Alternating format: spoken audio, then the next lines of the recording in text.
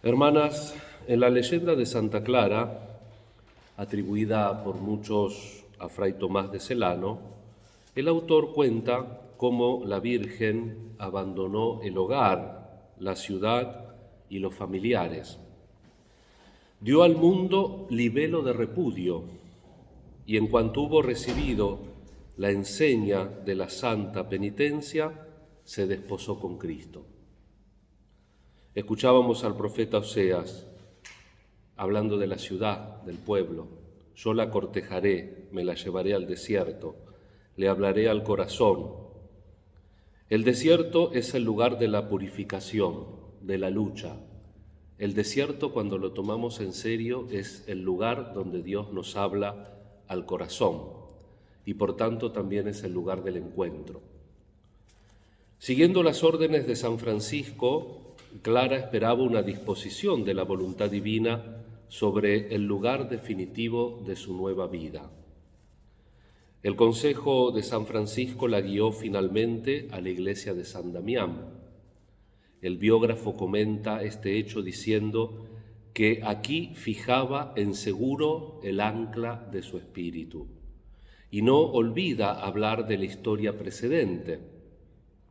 Esta es aquella iglesia en cuya restauración sudó Francisco con tan admirable esfuerzo, a cuyo sacerdote ofreció sus dineros para reparar la fábrica. Es esta la iglesia en la que, orando Francisco, una voz brotada desde el madero de la cruz resonó en su alma: Francisco, ve, repara mi casa, que como ves se desmorona toda. El biógrafo ve, sin duda alguna, una disposición divina en el establecimiento definitivo de la vida nueva de Santa Clara en San Damián. El lugar se transforma así para siempre en una interpretación de la misión de Santa Clara y de sus hijas. La primera respuesta de San Francisco al mandato del crucifijo, ve, repara mi casa, fueron las piedras y el dinero.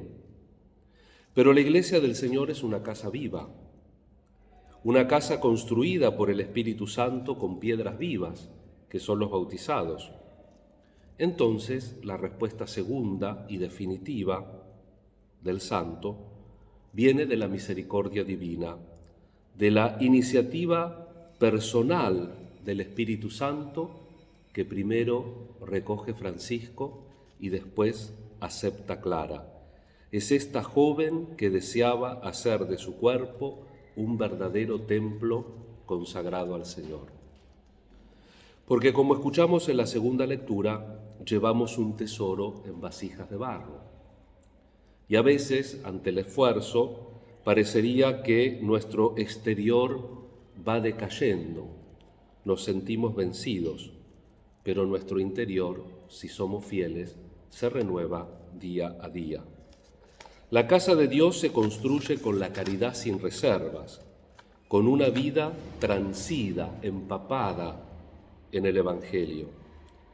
Es cierto que la primera orden, cuya finalidad esencial fue y es la evangelización, no solo con palabras, sino también con una vida realmente evangélica, era el gran sí de San Francisco a la petición que venía y viene de la cruz: ve, repara mi casa, que se desmorona toda.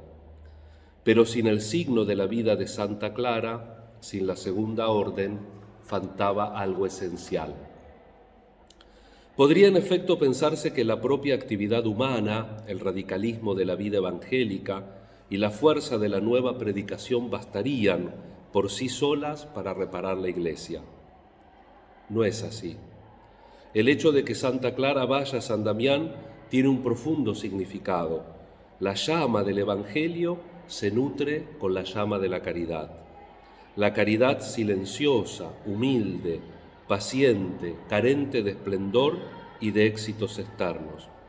La caridad que no pretende actuar por sí sola, sino que deja hacer al otro, que deja hacer al Señor. La caridad que se abre sin temor y sin reservas a la acción del Señor es la condición de toda evangelización. Bien unidos como sarmientos en la vida, porque sin permanecer en Jesús nada podemos hacer. Esta caridad es el punto donde se compenetran el espíritu humano y el espíritu divino, que es caridad, que es agapé. A la iglesia del tiempo de San Francisco no le faltaba poder ni dinero, no le faltaba escritos y buenas palabras, no le faltaban construcciones, le faltaba aquel radicalismo evangélico que da al mundo, como Clara, el libelo de repudio para vivir solo para el esposo, Jesús. Por eso, a pesar del dinero, de las piedras y de las palabras, la Iglesia siempre se desmorona toda cuando no tiene su fundamento en Jesús. ¿No es parecido a hoy? Yo soy la vid, ustedes los sarmientos.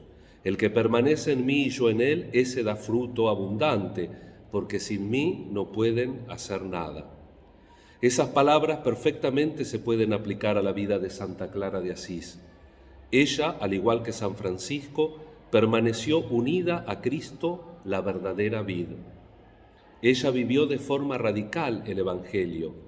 Lo hizo desde el claustro, en compañía de sus hermanas. Ella es, por tanto, la dulzura y delicadeza del carisma franciscano.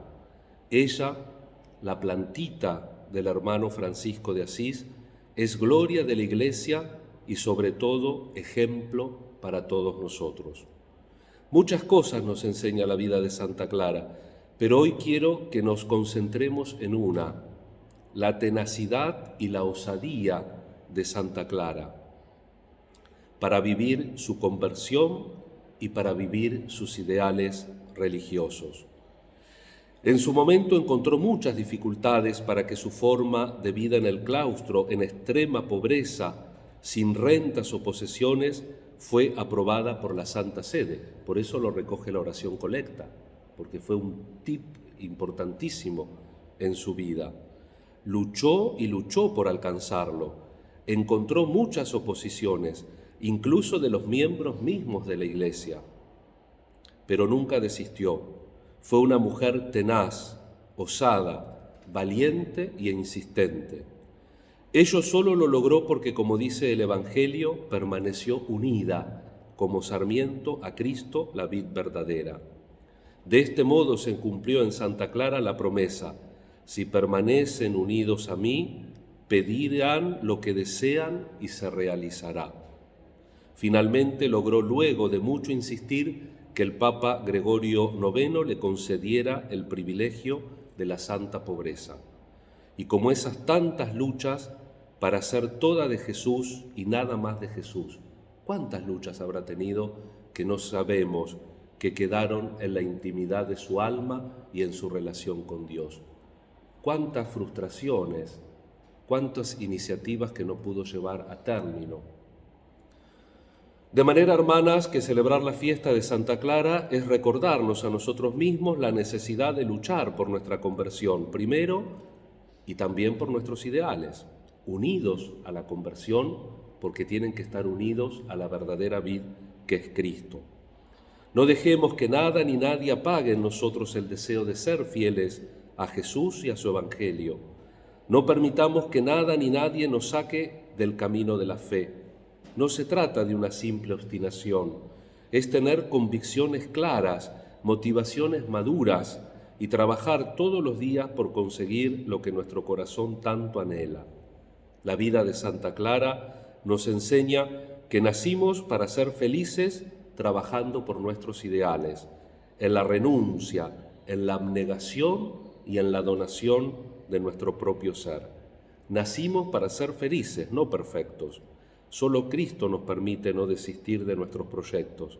Permanezcamos unidos, como Clara, a Cristo, verdadera vid.